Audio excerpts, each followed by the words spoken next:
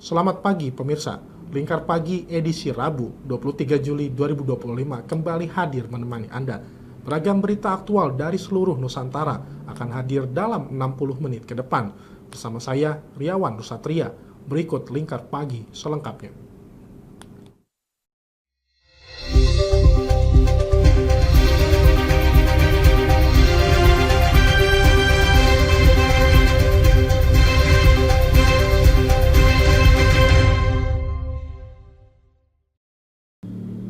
Dinas Pendidikan dan Kebudayaan Kabupaten Pati tengah melakukan verifikasi terhadap siswa yang diterima di perguruan tinggi negeri, baik melalui jalur prestasi maupun UTBK.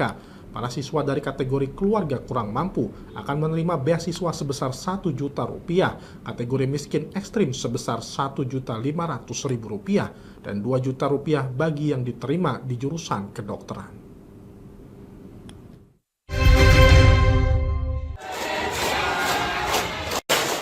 Proses verifikasi beasiswa bagi siswa yang terima di perguruan tinggi negeri saat ini sedang dilakukan oleh Dinas Pendidikan dan Kebudayaan Kabupaten Pati. Beasiswa ini diberikan kepada siswa yang lolos masuk PTN tahun ajaran 2025-2026 melalui jalur prestasi maupun UTBK dengan syarat berasal dari keluarga tidak mampu. Prioritas diberikan kepada siswa dari kategori miskin ekstrim desil 1 dan 2. Besaran bantuan yang akan diterima yaitu sebesar Rp1 juta untuk siswa dari keluarga kurang mampu, Rp1.500.000 untuk kategori miskin ekstrim, dan Rp2 juta untuk yang diterima di jurusan kedokteran. Pelaksana tugas Kepala Dinas Pendidikan dan Kebudayaan Pati, Andrius Laksono, menyebut saat ini ia telah mengantongi sekitar 190 nama calon penerima dan jumlah tersebut masih dapat bertambah. Proses pendanaan, petunjuk teknis, dan surat keputusan pun telah disiapkan. Ada kurang lebih sekitar 190-an, mungkin masih ada tambahan lagi yang belum kita lakukan. Kemudian untuk proses pendanaannya, untuk juknisnya, kemudian untuk SK-nya kita sudah ada, SK Pokja, beasiswa Garuda itu kita sudah ada. Kemudian kita akan membuat dokumen, kemudian kita akan ajukan proposal dari CSR. Nanti diharapkan final bulan apa Pak kisaran nanti? Bulan Juli akhir target kita sudah bisa realisasi. Jadi ya tetap itu. Ia menambahkan telah mengajukan proposal CSR kepada Bank Jateng dan menargetkan di akhir Juli 2025 dapat rampung sehingga beasiswa dapat segera tersalurkan kepada penerima. Dari Pati, Mutia Parasti, Lingkar TV melaporkan. Seorang anak penyandang Down syndrome dan autisme di Desa Tanjung Karang, Kecamatan Jati, mendapat perhatian khusus dari pemerintah Kabupaten Kudus. Permohonan langsung dari orang tua kepada Bupati Kudus mendorong lintas organisasi perangkat daerah turun tangan melakukan peninjauan lapangan.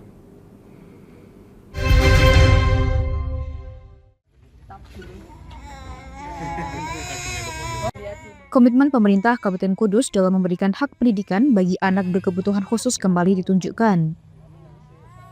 Setelah menerima laporan langsung dari Ari Humaydi, ayah dari Aryani Marwa Artika, anak penyandang Down syndrome dan autisme, Bupati Kudus segera menginstruksikan sejumlah dinas terkait untuk turun langsung ke lapangan. Tim terpadu dari Dinas Sosial, Dinas Pendidikan, Dinas Kesehatan hingga Basnas Kudus melakukan kunjungan ke rumah Marwa di Desa Tanjung Karang RT 2 RW 1 Kecamatan Jati untuk meninjau kondisi secara langsung. Jadi kemarin itu memang ada aduan warga itu kan anaknya mengalami Down syndrome dan sudah matur ke Bupati bahwa ingin anaknya bisa sekolah gratis. Untuk itu kami koordinasi dengan berbagai OPD untuk melakukan kunjungan asesmen. Jadi beberapa asesmen itu tadi terakhir kami dengan Basnas, dengan SRB, dengan Dinas Pendidikan itu diperlukan rekomendasi psikolog untuk anak karena anak ini kelihatannya mengalami dua kebutuhan, yang satu Down syndrome, yang satu autis. Jadi setelah dari sini nanti kita tadi koordinasi juga dengan Dinas Kesehatan yang akan nanti ada kunjungan untuk psikolog. Jadi dari psikolog itu nanti bisa ditentukan anak ini kelanjutannya sekolah CRV dan kebutuhan apa yang lain. Rencananya gimana Pak? Sekolah di SLG Purwosari. servis kerusakan. Nanti gratis atau berapa Pak? Gratis Mas, karena kalau selfie kan dari negeri kan juga gratis kan. Jadi semua ditanggung Pemkab ya Pak? Ya. Kalau melihat kondisi anaknya Pak, mungkin kebutuhan yang paling mendesak apa Pak? Kalau ini ya, kalau kita sewu dari dilihat dari kondisi keluarga juga memang sangat membutuhkan, makanya kami yakin fasilitas juga nanti diusahakan untuk biaya hidup.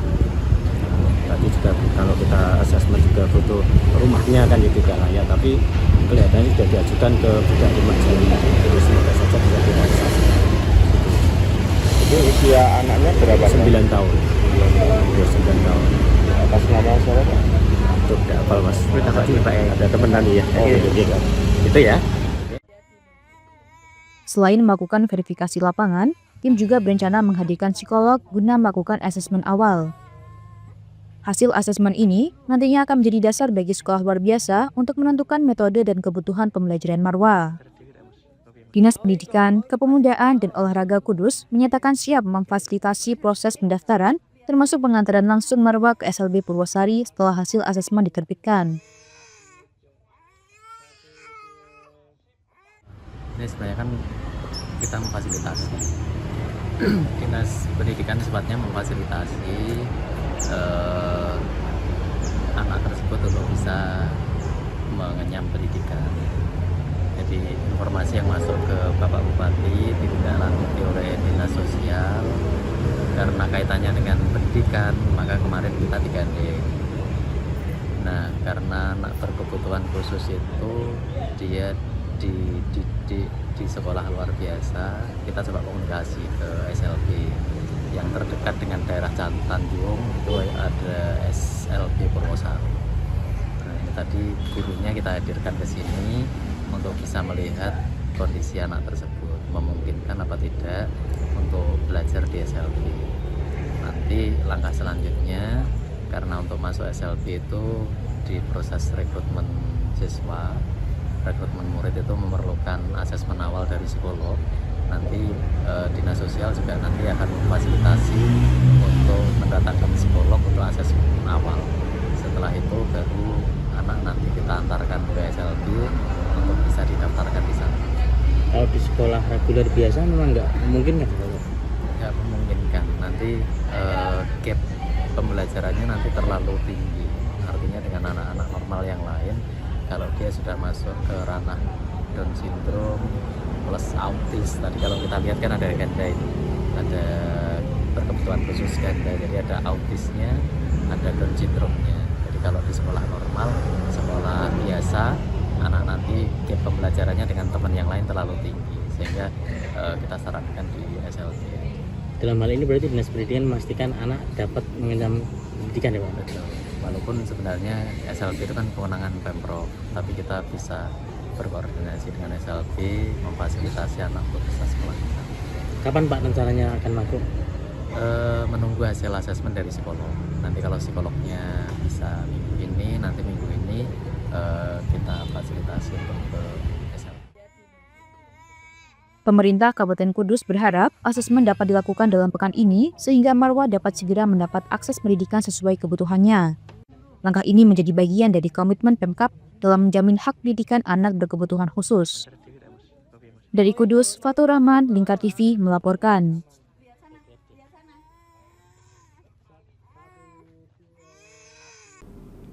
Tunggakan pajak daerah yang terus membengkak di Kabupaten Rembang akhirnya mendapat perhatian serius dari DPRD. Komisi 2 DPRD membentuk tim saber penagih piutang pajak, di mana ini sebuah langkah tegas yang melibatkan kejaksaan dan kepolisian untuk mengungkap dugaan praktik mafia pajak.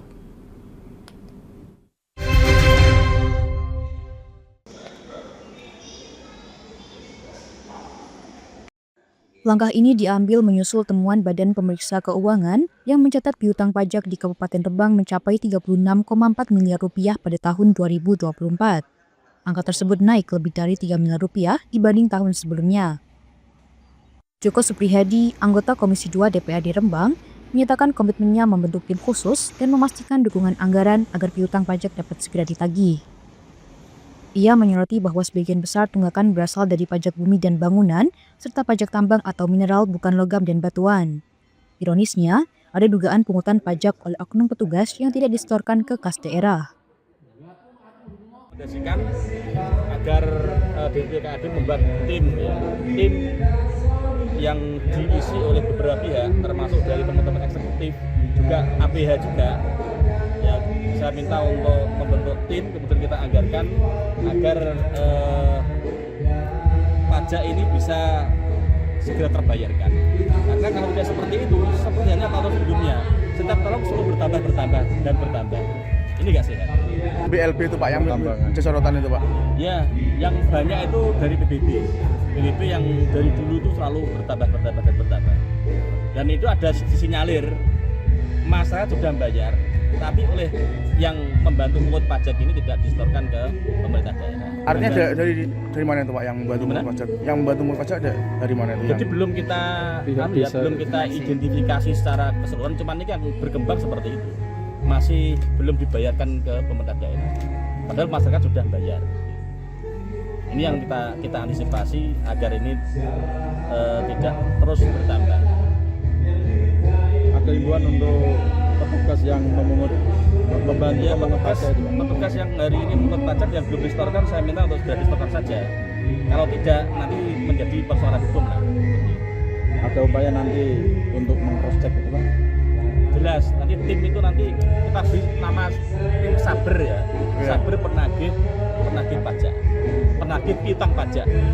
Ini dari unsur mana sih Pak timnya itu? Kemarin kita rekomendasikan dari teman-teman eksekutif dan menggandeng dari APH, teman-teman kejaksaan maupun dari kepolisian. Oke, untuk menaikkan PAD nanti Pak ya? Ya, untuk memastikan bahwa PAD kita itu aman, karena tanpa PAD maka fiskal kita tidak sehat. Kalau himbauan dari Komisi 2 sendiri Pak, untuk yang belum bayar pajak ini Pak? Ya, untuk segera membayar saja lah, biar tidak terjadi persoalan yang kemudian berlarut-larut. Pak, untuk PBB tadi kan mau ada tim Saber tadi ya Pak? Apa juga berlaku untuk yang pertambangan itu Pak, yang 10 Kalau memang itu dia tidak dibayar ya, karena memang dia belum mampu bayar atau salah itu atau seperti apa ya, kita minta untuk segera menyelesaikan. Tapi kalau sudah dipungut nggak di-store yang berbahaya kan gitu. Ia menegaskan bahwa petugas yang saat ini memungut pajak tapi belum menyetorkan segera melakukan penyetoran. Jika tidak, hal tersebut dapat menimbulkan persoalan hukum. Tak hanya ditujukan kepada oknum petugas, masyarakat juga diimbau untuk segera menyelesaikan kewajiban pajaknya. Menanggapi pembentukan tim Saber pajak ini, Bupati Rembang, Harno, menyambutnya secara positif. Ia menyebut bahwa pemerintah daerah menyiapkan langkah strategis dalam penagihan. Dalam waktu dekat, akan digelar sarasehan bersama para camat dan BPPKAD juga akan dilibatkan dalam pembahasan teknis. Kita tetap bekerja, nanti dalam waktu dekat saya juga ingin sarasehan kepada Bapak semua camat, BPPKAD akan saya jadwalkan bagaimana cara untuk mengatasi hal tersebut. Temuan BPK terkait tunggakan pajak daerah sudah berlangsung sejak 2018. Dengan pembentukan tim Saber penagih piutang pajak, DPRD berharap kondisi fiskal daerah dapat segera membaik dan pendapatan asli daerah dapat diamankan. Dari Rembang, Fikiryo, Lingkar TV melaporkan. Bupati Blora Arif Rohman bersama jajaran Forkopimda dan para camat Kabupaten Blora mengikuti peresmian program Koperasi Merah Putih secara daring dari pendopo rumah dinas Bupati. Program nasional ini diresmikan langsung oleh Presiden RI Prabowo Subianto dan disambut positif oleh pemerintah Kabupaten Blora. Untuk masyarakat di masing-masing desanya. Jadi sekali lagi kami ucapkan terima kasih. Presiden Republik Indonesia Prabowo Subianto secara resmi meluncurkan program Koperasi Desa Merah Putih secara serentak. Program ini disambut baik oleh pemerintah Kabupaten Blora. Di Blora, koperasi desa diarahkan untuk mengoptimalkan potensi hasil alam seperti padi dan jagung. Bupati Blora, Arif Rohman, menyatakan kesiapan pemerintah daerah untuk mengonsolidasikan pelaksanaan program ini di seluruh desa dan kelurahan. Total ada 295 desa dan kelurahan yang akan menjalankan program Koperasi Merah Putih, bahkan beberapa di antaranya sudah mulai berjalan. Salah satu contohnya ada Desa Trembulrejo, Kecamatan Ngawen, yang telah mengoperasikan koperasi desa dan mulai menjual kebutuhan pokok, sementara desa-desa lain masih dalam tahap koordinasi. Menurut Bupati, koperasi-koperasi ini nantinya berperan penting dalam mendukung pengelolaan hasil alam daerah. Komoditas utama seperti padi dan jagung akan dioptimalkan melalui koperasi desa, termasuk rencana pengadaan gudang penyimpanan di setiap desa sesuai dengan pemetaan potensi lokal. Launching peresmian pelembagaan Kopdes Merah Putih yang dipusatkan di Klaten oleh Bapak Presiden. Tentunya kami dari Blora akan mendukung program ini dan kita akan koordinasikan agar di Blora ada hampir 295 desa kelurahan, nantinya Kopdes Merah Putihnya bisa. Sampai saat ini sudah ada yang berjalan, Pak? Ada beberapa yang kemarin kita hari koperasi di Trombolejo itu sudah ada untuk jual bahan sembako. Yang lain nanti kita koordinasi. Pak Blora kan potensi padi luar biasa sama jagung, Pak. Mungkin soal hilirisasi atas hasil panen itu, Pak, ya, mendorong pabrik atau penggilingan. Nanti kan ada gudang di pedesaan, nanti kita petakan. Ada beberapa desa yang lumbung ini nanti kita dorong untuk hasil panennya bisa hilirisasi. Pemkab Blora melalui Dindakop UKM dan Dinas PMD akan terus mendampingi dan mengembangkan koperasi merah putih ini. Pendampingan dilakukan secara berkala, termasuk menghubungkan koperasi desa dengan berbagai stakeholder usaha, misalnya dengan Bulog untuk urusan beras. Sementara untuk usaha lain seperti distribusi gas LPG, masih menunggu regulasi terbaru dari pusat nantinya. Dari Kabupaten Blora, Hanafi Lingkar TV melaporkan. Baik pemirsa, kami akan kembali usai jeda berikut ini. Tetaplah bersama kami.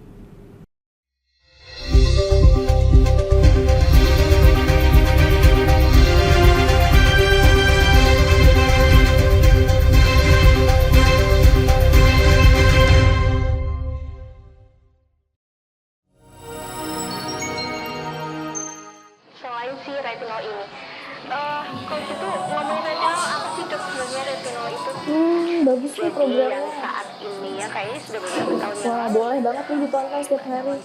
Meanwhile,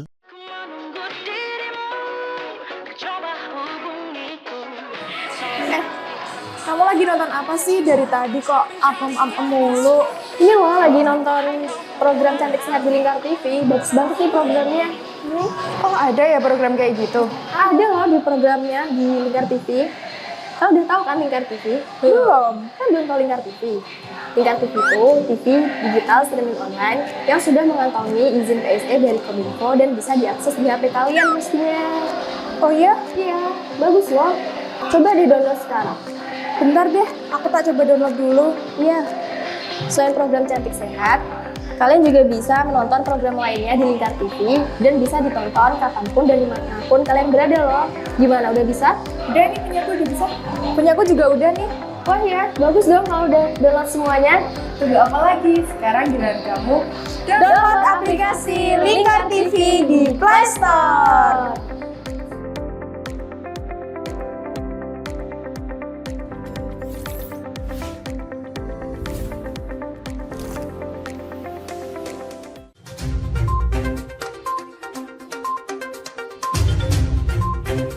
Merangkum semua peristiwa sebagai berita yang penuh fakta.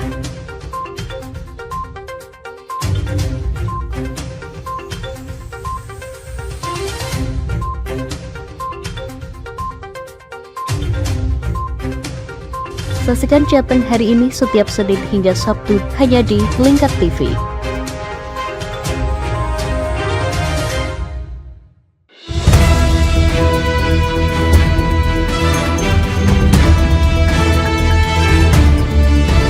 Menemani pagi Anda dengan menyajikan berita nasional dan regional yang dikupas secara akurat dan aktual untuk awali hari.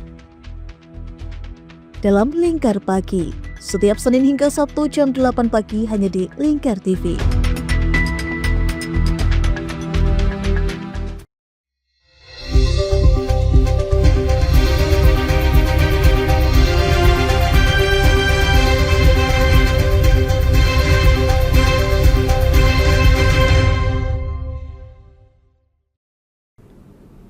Ketua Persatuan Guru Republik Indonesia Jawa Tengah Muhdi angkat bicara terkait kasus viral guru Madrasah Diniyah Raudatul Mu'ailimin di Demak yang menampar muridnya akibat dilempar sandal. Muhdi menyayangkan tindakan orang tua murid yang meminta uang perdamaian hingga 25 juta rupiah dan menyebut hal tersebut mencerminkan pola pikir kekanak-kanakan.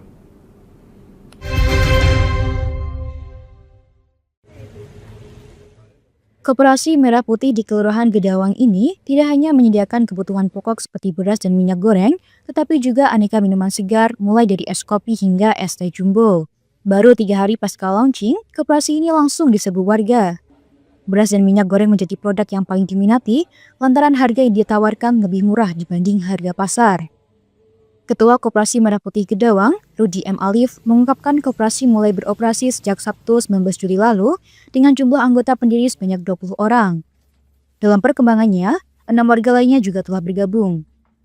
Modal awal koperasi ini berasal dari iuran para anggota yang mencapai sekitar 4,4 juta rupiah ditambah kontribusi anggota baru. Untuk saat ini, sembako yang tersedia baru beras dan minyak goreng, namun ke depan akan ditambah jenis kebutuhan pokok lainnya. Antusiasme masyarakat pun sangat tinggi, terbukti dari 2 ton beras yang kini hanya tersisa sedikit. Sementara dari 8 kardus minyak goreng yang dijual sejak Minggu, kini hampir habis. Rudi menyebut harga yang lebih murah dapat dicapai karena ia berusaha langsung membeli dari penjual pertama atau kedua. Ia juga berencana menambah unit usaha lain seperti angkringan, agen LPG Pertamina, hingga apotek. Untuk saat ini kalau untuk di toko sembakonya baru ada beras dan minyak. Nanti rencananya kita lagi deal untuk yang gulanya. Nanti tambah terus tiap minggunya ada tambahan itu. Antusiasme warga gimana Pak adanya koperasi ini Pak? Ya lumayan ya, baru dibuka Sabtu kemarin aja. Ini beras kita datangin 2 ton ya, udah tinggal segini kan. Terus kemarin minyak kita ada 8 karton, tinggal sisanya ini yang baru dibuka. Kalau yang minyak baru hari Minggu kemarin udah dapatnya 8 karton. Pak, keuntungannya kalau beli di sini lebih murah dari toko atau gimana? Kita usahakan lebih murah ya, karena kita nyari sos-sos yang memang lebih murah dari, kalau bisa tangan 1-2, jangan sampai dari tangan berapa ini, dari pabrik ke distributor atau ke agenan, baru kalau bisa kita nanti jadi agen langsung di pabrik. Salah seorang pembeli, Sulistiorini, mengaku sangat terbantu dengan adanya koperasi ini. Menurutnya, harga sembako di koperasi jauh lebih murah dibanding toko atau warung biasa. Ia berharap ke depan, jenis sembako yang dijual dapat lebih beragam agar warga dapat sekaligus memenuhi kebutuhan rumah tangga lainnya. Sangat terbantu sekali ya, soalnya sini harganya di bawah harga warung yang di rumah-rumah gitu. Berapa? Ini kemarin saya beli 40.000, kalau di sini kan bisa 37. Kalau beras kan kemarin tuh belinya 78, di sini bisa 74. Lumayan kalau untuk ibu-ibu kan cari yang murah. Udah jadi anggota koperasi Bu? Udah. Harapannya gimana Bu kalau jadi anggota koperasi Bu? Ya, nanti sembakonya ditambah lagi, nggak cuma 2, ada banyak. Jadi kan kita kalau belanja di sini aja, soalnya kan lebih murah dari yang lain. Seperti diketahui, pada Senin 21 Juli kemarin, Presiden Prabowo Subianto secara simbolis meluncurkan program Koperasi Merah Putih di Klaten, Jawa Tengah. Secara nasional, sebanyak lebih dari 80.000 koperasi dilaunching secara serentak dalam program ini. Dari Kota Semarang, Syoril Muadz, Lingkar TV melaporkan.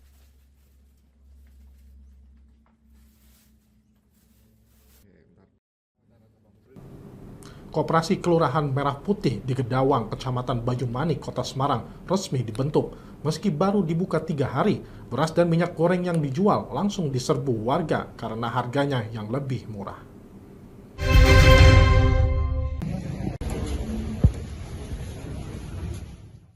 Kasus viral penambaran murid oleh seorang guru madrasah Diniyah Rodotul Mu'alimin di Desa Jatirogo, Kecamatan Karanganyar, Kabupaten Demak, menuai sorotan tajam. Meski kekerasan dalam bentuk apapun tidak dibenarkan, permintaan uang damai oleh orang tua murid hingga 25 juta rupiah justru memicu kemarahan publik dan pemerintah. Ketua PGRI Jawa Tengah, Muhdi, menyesalkan tindakan orang tua murid yang justru memanfaatkan situasi untuk meminta uang dengan dalih perdamaian. Menurutnya, tindakan guru tersebut lebih sebagai bentuk teguran karena murid dinilai tidak beradab terhadap guru, bukan sebagai bentuk kekerasan yang disengaja. Ia menyampaikan bahwa kini tengah mendorong adanya revisi Undang-Undang Sistem Pendidikan Nasional agar mencakup perlindungan hukum bagi guru, termasuk guru madrasah non-formal seperti Madin.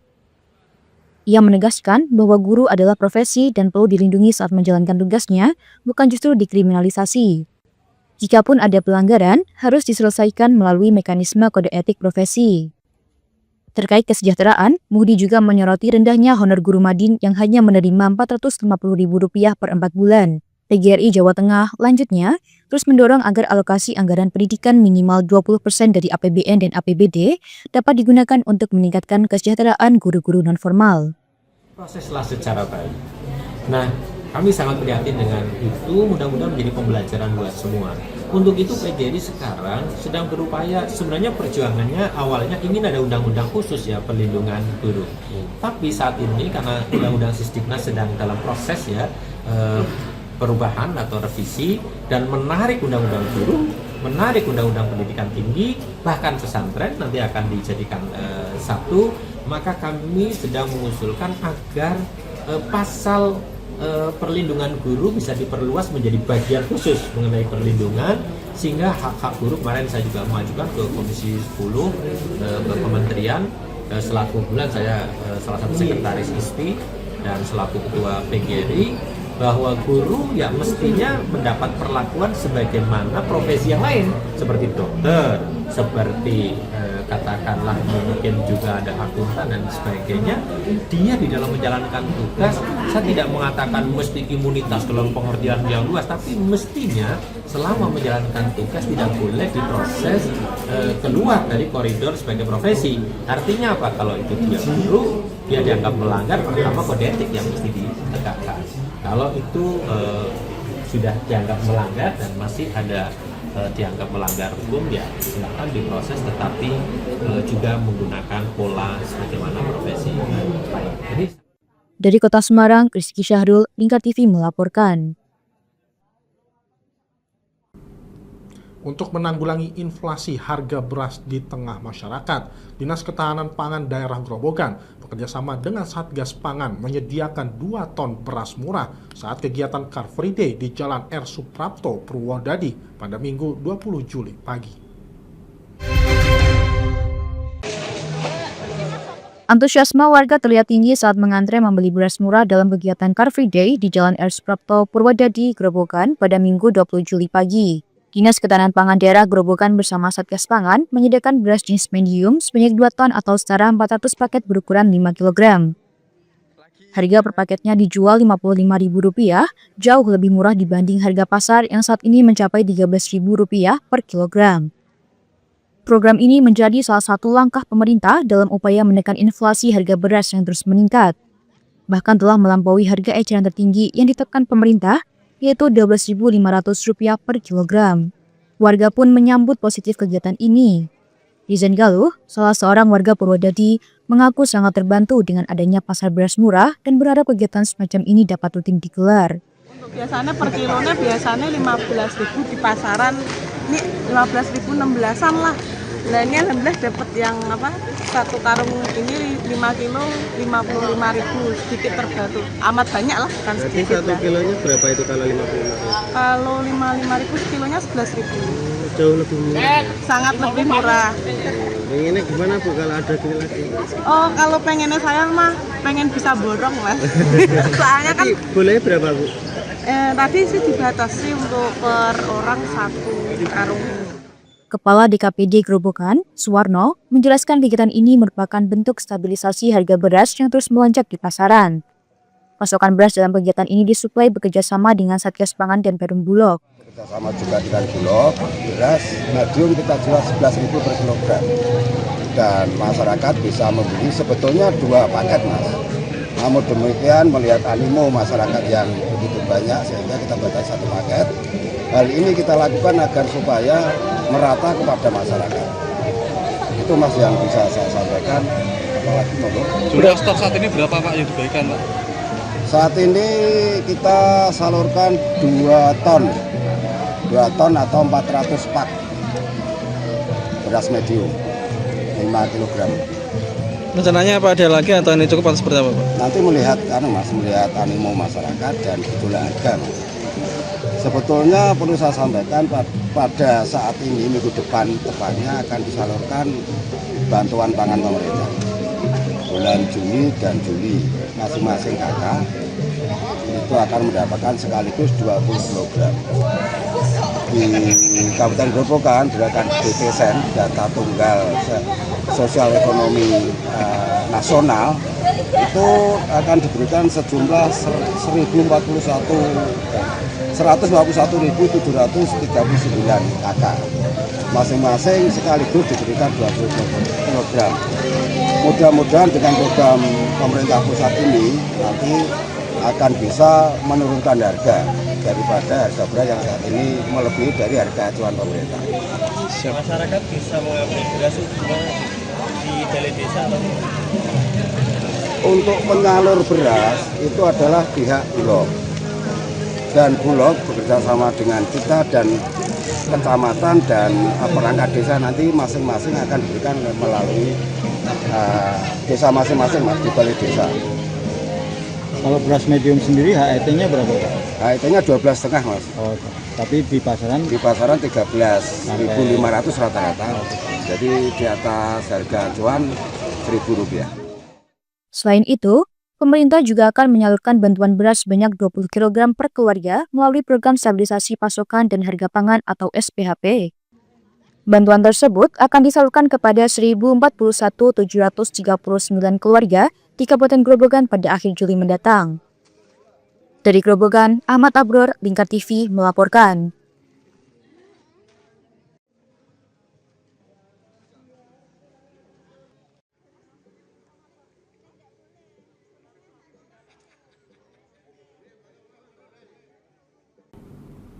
Sejumlah merek beras premium ditarik dari rak penjualan di minimarket dan supermarket wilayah Kabupaten Grobogan.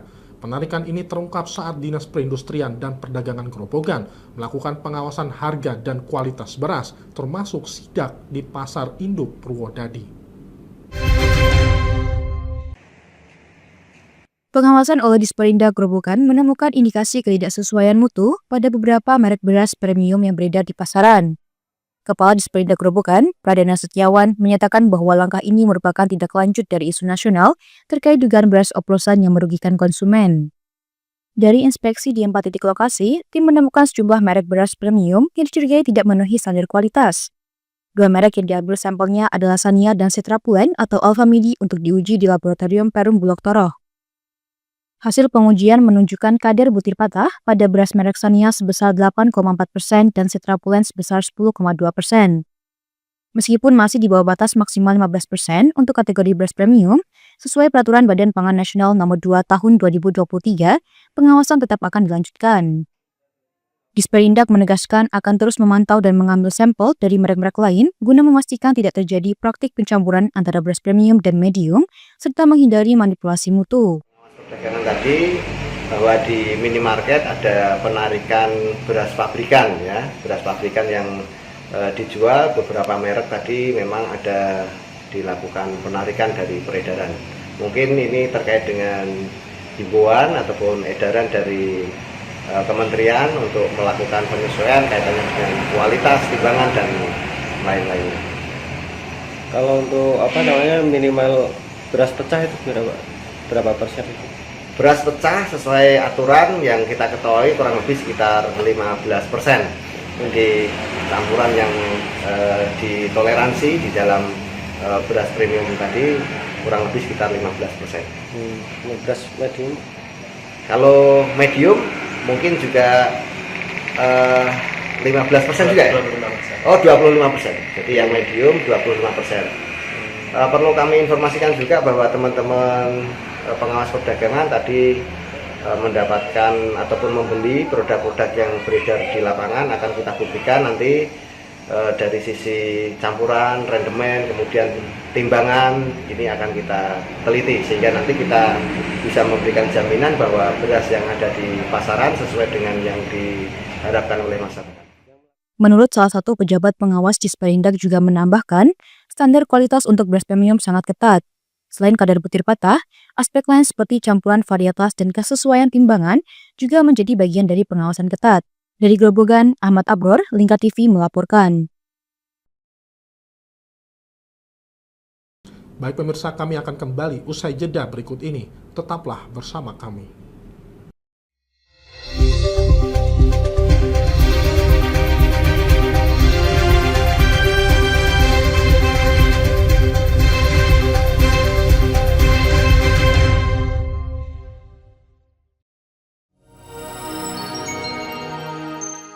Selain si retinol ini, kalau gitu ngomongin retinol, apa sih dok sebenarnya retinol itu? Bagus nih programnya. Yang saat ini ya kayaknya sudah beberapa tahun yang Wah, boleh banget nih ditonton setiap hari. Meanwhile,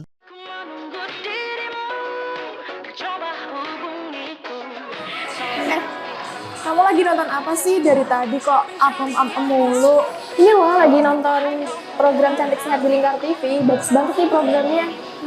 Oh, ada ya program kayak gitu? Ada loh di programnya di Lingkar TV. Kau udah tahu kan Lingkar TV? Belum. Kan belum tahu Lingkar TV. Lingkar TV itu TV digital streaming online yang sudah mengantongi izin PSE dari Kominfo dan bisa diakses di HP kalian mestinya. Oh iya? Iya, bagus loh. Coba di-download sekarang. Bentar deh, aku tak coba download dulu. Iya. Selain program Cantik Sehat, kalian juga bisa menonton program lainnya di Lingkar TV dan bisa ditonton kapanpun dan dimanapun kalian berada loh. Gimana, udah bisa? Udah nih, punyaku udah bisa. Punyaku juga udah nih. Wah ya, bagus dong kalau udah download semuanya. Tunggu apa lagi? Sekarang giliran kamu download aplikasi Lingkar TV di Play Store.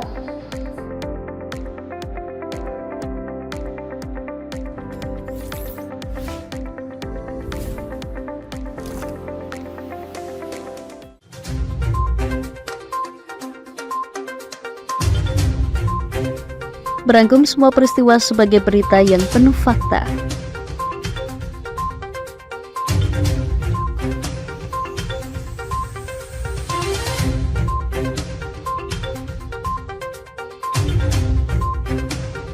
Saksikan Jateng hari ini setiap Senin hingga Sabtu hanya di Lingkar TV.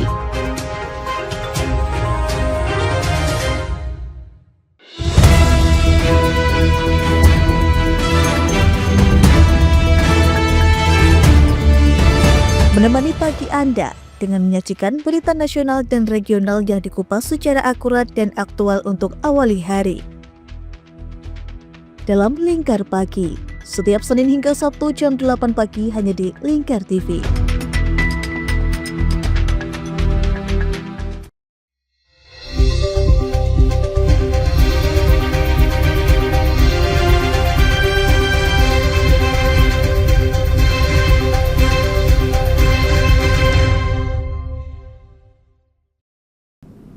Balai Udang berbasis kawasan Kebumen, Jawa Tengah mengoptimalkan produktivitas budidaya udang melalui penerapan pola tanam berkelanjutan dan manajemen terpadu. Direktur BUBK Kebumen I Gede Buddha Adiana Yasa menyampaikan strategi tersebut saat ditemui di Kebumen pada Senin 21 Juli lalu.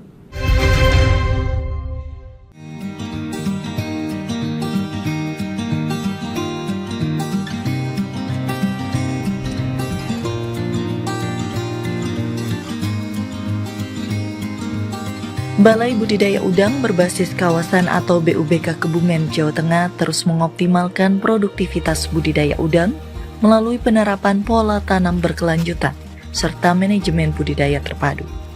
Pada tahun 2025 ini, BUBK Kebumen menargetkan produksi udang mencapai 600 ton, meningkat drastis dibandingkan tahun sebelumnya. Direktur BUBK Kebumen I Gede Buddha Adiana Yasa di Kebumen Senin 21 Juli menjelaskan bahwa keberhasilan produksi udang tidak hanya ditentukan oleh teknologi, melainkan juga oleh sistem manajemen dan pola tanam yang tepat. Pengelolaan tambak dilakukan dengan prinsip efisiensi, salah satunya melalui pemanfaatan bakteri lokal. Baik, untuk produktivitas ya, efisiensi, ya kita juga tahun ini banyak sekali hal-hal yang kita kerjakan gitu ya.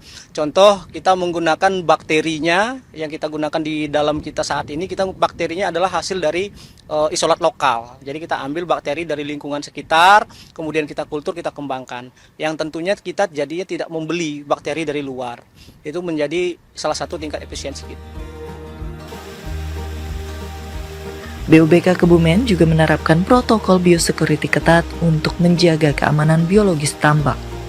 Selama proses pemeliharaan, pengelolaan kualitas air turut menjadi perhatian utama. Selain juga pemantauan dimulai dari sumber air laut yang diukur secara berkala. Sedangkan pengukuran parameter biologis seperti plankton dan bakteri dilakukan setiap 3 hari. Melalui pola tanam 3 siklus dalam setahun, produksi udang tahun ini pun melonjak signifikan. Di tahun 2025 ini ada peningkatan kurang lebih sekitar 40 sampai dengan 60% produksi yang kita pelihara. Kalau di 2023, 2024, 1 tahun itu hanya pelihara selama 2 siklus. Nah, kalau di 2025 ini kita pelihara sebanyak 3 siklus. Harapan kita, target kita bisa tercapai sebesar 600 ton di tahun ini gitu ya. Direktur Ikan Air Payau Kementerian Kelautan dan Perikanan Fernando Jongguran Simanjuntak menyatakan bahwa BUBK Kebumen dirancang sebagai contoh nasional untuk industri maupun pembudidaya kecil sehingga dapat meningkatkan kualitas. Dan bukan saja peningkatan produksinya, tetapi modeling ini juga memberikan contoh bagaimana kita menghasilkan produk-produk udang yang aman dan punya daya saing. Selanjutnya, modeling budidaya berkelanjutan juga akan direplikasi di beberapa wilayah lain, antara lain Bolang Mongondo Utara Sulut dan Sumba Timur NTT. KKP menilai pendekatan ini mampu mendorong efisiensi produksi, sekaligus memperhatikan aspek lingkungan hidup.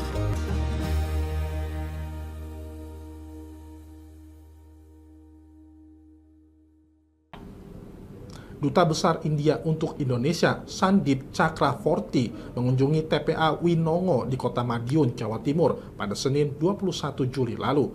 Ia meninjau inovasi pengelolaan sampah oleh pemerintah setempat yang berhasil mengubah kawasan tersebut menjadi destinasi wisata edukatif.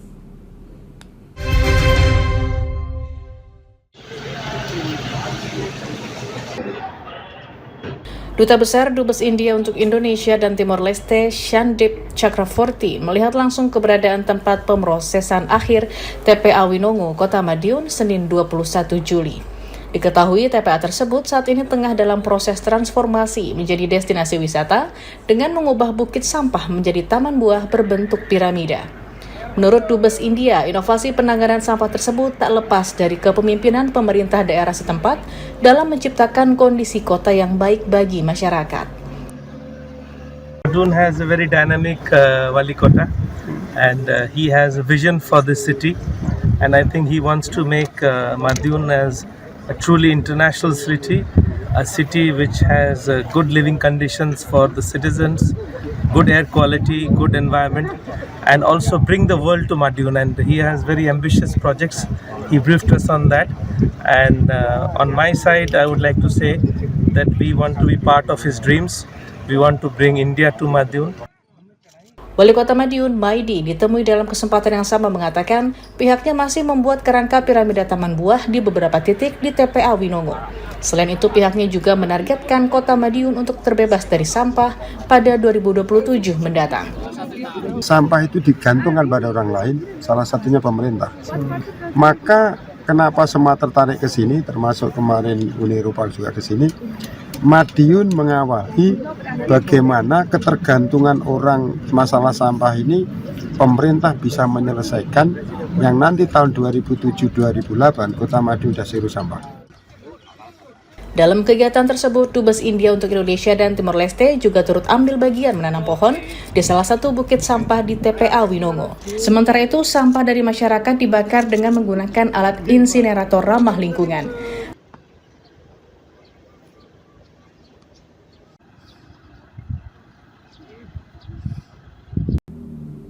Kejaksaan Agung Republik Indonesia menetapkan 8 tersangka baru dalam pengembangan kasus dugaan korupsi kredit terhadap PT Sritex.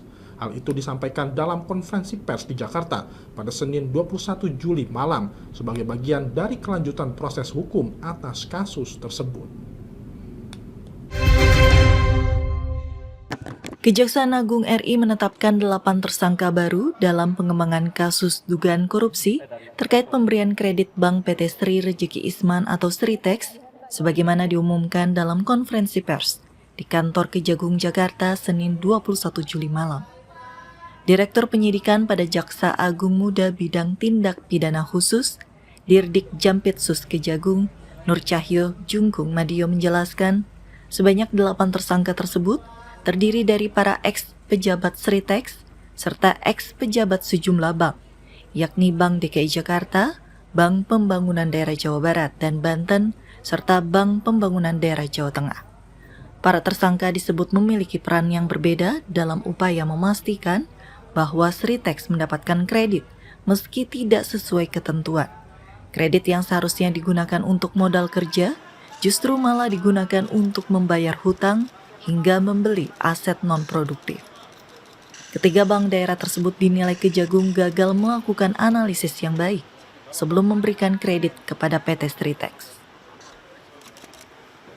Disangkakan melanggar pasal 2 ayat 1 atau pasal 3 junto pasal 18 Undang-Undang RI nomor 31 tahun 99 sebagaimana diubah dengan Undang-Undang nomor 20 tahun 2001 tentang perubahan atas Undang-Undang RI nomor 31 tahun 1999 tentang pemberantasan tindak pidana korupsi junto pasal 55 ayat 1 ke 1 KUHP. Atas tindak pidana tersebut, Kejaksaan Agung memperkirakan kerugian negara mencapai 1.088.650.808.808 rupiah. Hingga saat ini, angka tersebut masih dalam proses penghitungan oleh BPK-RI. Sementara itu, penahanan dilakukan terhadap 7 dari 8 tersangka baru di rutan. Sedangkan 1 tersangka lainnya menjadi tahanan kota karena alasan kesehatan.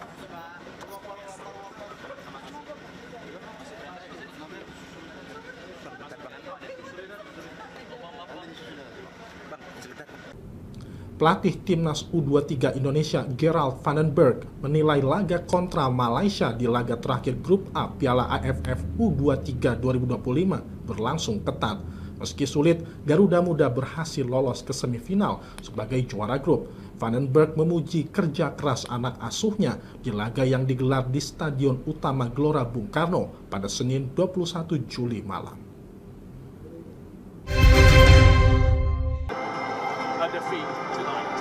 Timnas Indonesia U23 berhasil keluar sebagai pemuncak klasemen akhir Grup A pada gelaran ASEAN U23 Championship atau Piala AFF U23 2025 usai menahan imbang Timnas Malaysia U23 dengan skor akhir 0-0 di Stadion GBK Jakarta Senin malam 21 Juli. Tensi tinggi langsung terlihat sejak awal pertandingan. Di menit ke-6 pemain Malaysia mendapatkan kartu kuning pertama. Dalam pertandingan tersebut, Garuda Muda tampil dominan dalam penguasaan bola, namun kesulitan menciptakan peluang bersih. Pelatih kepala Timnas Indonesia U23 Gerald Mervin Vandenberg menyoroti absennya Arkan Fikri sebagai salah satu faktor yang membuat lini tengah kurang kreatif. What I think that we did today, it was a difficult game. I think they play really compact and defensive. I think it was difficult for us. And I think today we missed a player like Arkan, because he can play and he's really between the lines. And if you give him space, he can start to play. And I think we miss him today. And I think we did a hell of a job. I think, again, the 0, that's a compliment for the defensive guys. But also the team give everything, I think, today. Sementara itu, Kapten Garuda Muda, Kadek Arel, menyampaikan ia dan rekan setimnya akan mengevaluasi permainan sebelum nantinya melanjutkan laga di babak semifinal. 10 menit terakhir kita ball position karena memang kita tidak ingin buru-buru ke depan dan itu adalah salah satu yang harus dievaluasi juga karena sampai ke tengah masih ada problem lah di sana untuk ke final third dan itu akan menjadi evaluasi bagi kita. Dan untuk semifinal nanti tentu kita evaluasi dan kita akan recovery dulu. Dan tentu kita akan evaluasi apa saja yang kurang di pertandingan tadi untuk persiapan di semifinal nanti. Pada babak semifinal nanti, Garuda Muda akan menghadapi salah satu antara Thailand atau Vietnam. Selain itu, Vandenberg juga mengonfirmasi gelandang serang Arkan Fikri akan menjalani pemeriksaan lanjutan dalam waktu dekat. Baik pemirsa, kami akan kembali usai jeda berikut ini. Tetaplah bersama kami.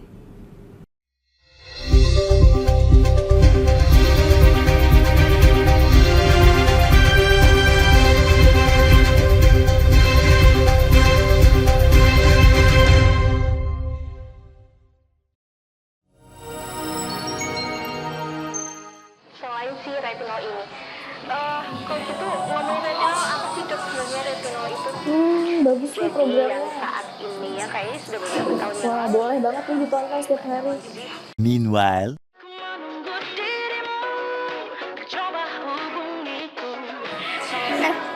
Kamu lagi nonton apa sih dari tadi kok apem-apem mulu? Ini loh lagi nonton program Cantik Sehat di Lingkar TV. Bagus banget nih programnya. Oh, ada ya program kayak gitu? Ada loh di programnya di Lingkar TV. Kau udah tahu kan Lingkar TV? Belum. Kan belum tahu Lingkar TV. Lingkar TV itu TV digital streaming online yang sudah mengantongi izin PSE dari Kominfo dan bisa diakses di HP kalian mestinya. Oh iya? Iya, bagus loh.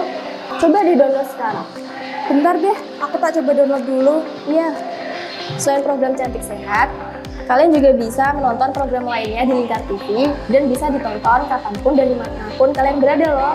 Gimana, udah bisa? Udah nih, punyaku udah bisa. Punyaku juga udah nih. Wah ya, bagus dong kalau udah download semuanya. Tunggu apa lagi? Sekarang giliran kamu download aplikasi Lingkar TV di Play Store.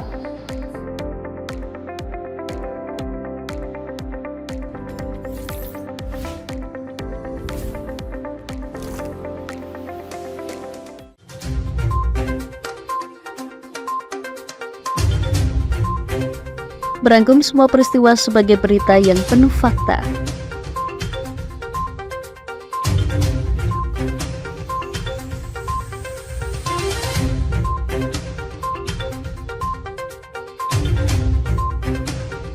Saksikan Jateng hari ini setiap Senin hingga Sabtu hanya di Lingkar TV.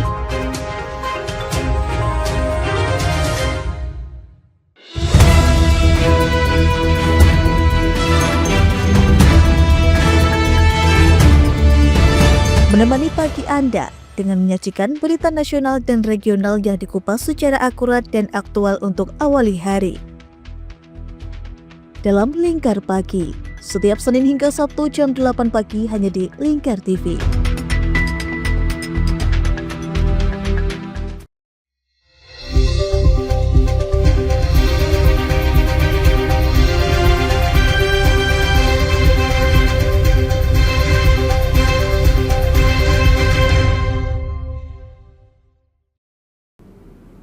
Balai Konservasi Sumber Daya Alam Sumatera Barat tengah menyusun SOP pendakian gunung, termasuk sistem kuota berbasis daya tampung dan daya dukung kawasan. Kebijakan ini merupakan arahan langsung dari Kementerian Kehutanan untuk memastikan standar keselamatan dan konservasi dalam aktivitas pendakian di seluruh Indonesia.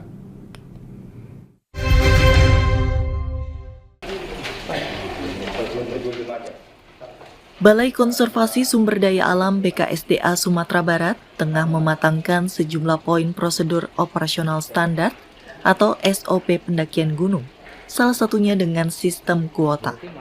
Kepala BKSDA Sumber Hartono di Padang Senin 21 Juli mengatakan penyusunan SOP menjadi perhatian Kementerian Kehutanan saat ini, khususnya pasca terjadi insiden kecelakaan pendaki asing dalam waktu berdekatan. Penyusunan SOP oleh BKSDA ikut melibatkan Federasi Mountaineering Indonesia dan Asosiasi Pemandu Gunung. Selain SOP terkait aspek keselamatan, poin lain yang tertuang di dalam SOP itu berkaitan dengan daya tampung dan daya dukung gunung guna keberlangsungan ekosistem. Daya dukung dan daya tampung, itu yang terpenting. Kadang-kadang kita tidak memperhitungkan daya dukung daya tampung di atas, makanya akan kita perlakukan sistem kuota. Jadi karena daya dukung daya tampung ini sudah terdeteksi, nanti akan kita hitung, makanya kuota akan kita berlakukan. dalam jangka waktu 1 minggu sebelum yang bersangkutan melakukan pendakian, proses pendaftarannya pun harus online. Sehingga ini yang harus kita antisipasi, jangan sampai ada kejadian-kejadian di lapangan. Setelah SOP tersebut disahkan, nantinya 4 gunung di bawah pengelolaan BKSDA Sumbar, yakni Gunung Tandike, Gunung Singgalang, Gunung Sago, dan Gunung Marapi, direncanakan kembali dibuka untuk pendakian umum. Khusus untuk Gunung Marapi, SOP yang disusun menyesuaikan dengan kondisi dan statusnya. Mengingat saat ini, gunung yang berada di Kabupaten Agam dan Tanah Datar itu saat ini masih berstatus level 2 atau waspada. BKSDA Sumatera Barat mengonfirmasi kebakaran hutan dan lahan melanda 2 kawasan konservasi dalam 2 bulan terakhir, yaitu Puncak Gagoan di Kabupaten Solok dan TWA Lembah Harau di 50 kota. Api berhasil dipadamkan berkat kolaborasi lintas instansi dan masyarakat.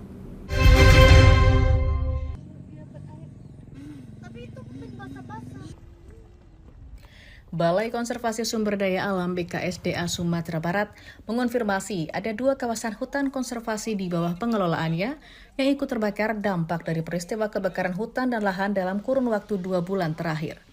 Kepala BKSDA Sumatera Barat Hartono di Padang Senin 21 Juli memaparkan kedua kawasan hutan tersebut yakni Puncak Gagoan di Kabupaten Solok serta Taman Wisata Alam Lembah Harau di Kabupaten 50 Kota. Dengan total kawasan terdampak untuk kedua lokasi itu sekitar 1 hektar dengan status telah terkendali.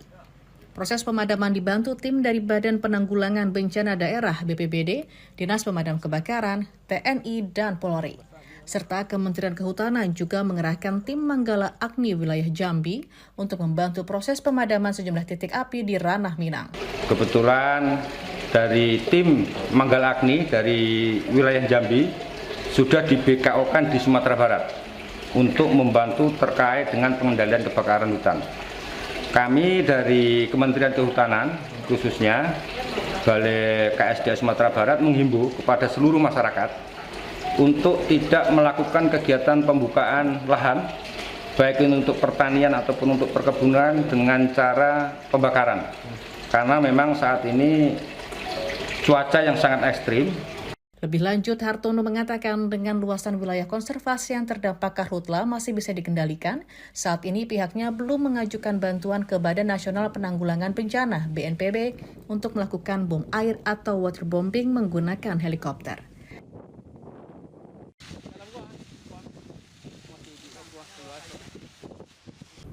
Koperasi Kelurahan Selumit menjadi percontohan koperasi merah putih di Kota Tarakan, Kalimantan Utara, mengembangkan produk pupuk organik berbahan limbah kepala udang. Inovasi ini menjadi unggulan daerah dalam pengelolaan limbah perikanan bernilai ekonomis.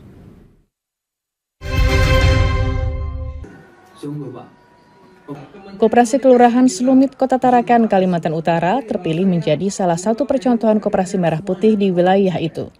Wali Kota Tarakan Khairul Senin 21 Juli menjelaskan, Koperasi Kelurahan Selumit existing dengan 8 gerai yang sudah beroperasi melayani masyarakat.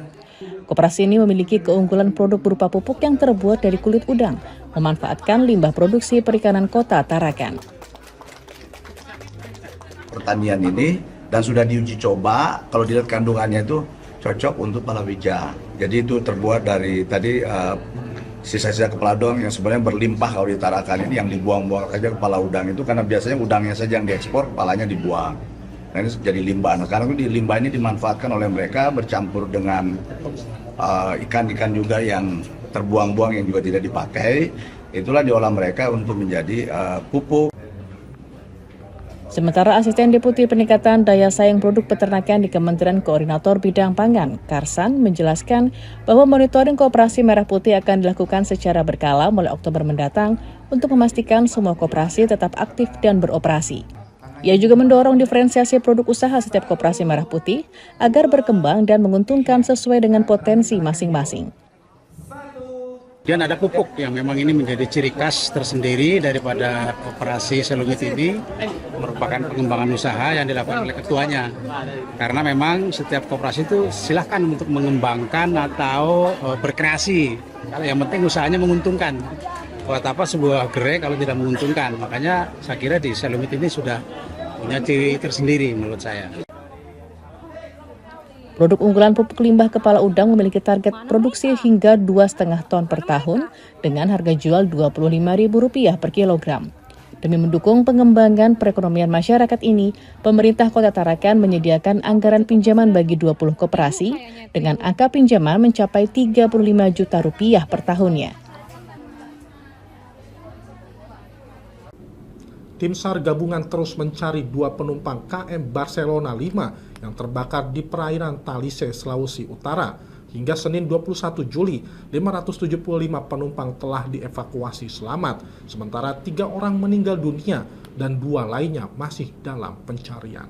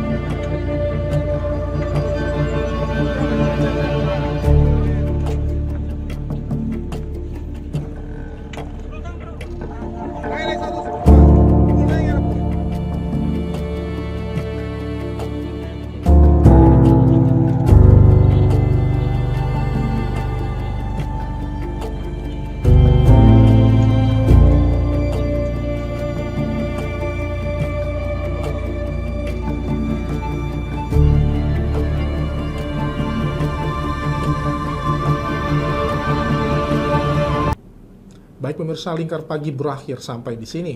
Jangan lupa saksikan Lingkar Siang setiap hari Senin hingga Sabtu pukul 1 siang waktu Indonesia Barat hanya di Lingkar TV. Saya Riawan Nusatria, mewakili kru yang bertugas pamit undur diri. Selamat pagi dan selamat beraktivitas.